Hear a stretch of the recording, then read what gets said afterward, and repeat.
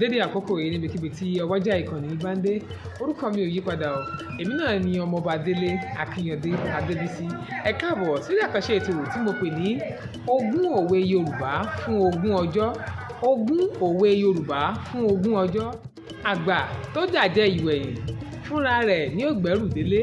Àgbà tó jàjẹ́ ìwẹ̀yìn fúnra rẹ̀ ní ó gbẹ́rù délé. Ìgbà wo ni àwọn Yorùbá máa ń parú àwọn òwe yìí?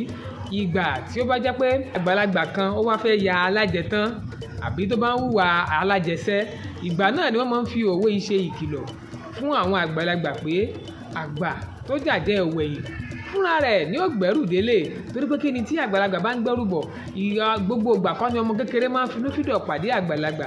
Ṣùgbọ́n torí pé kí ni, torí nǹkan tí àwọn àgbàlagbà máa ń fúnyàn, torí ìgbà tí àgbàlagbà máa ń ṣe, làwọn ọmọ kéékèèké náà ṣe máa ń sábà gba ẹrù lọ́wọ́ àwọn àgbàlagbà. Àgbà tó jàjẹ́ ìwẹ̀yìn fúnra rẹ̀ ní ó gbẹ́rù délé. Ọjọ́ kẹta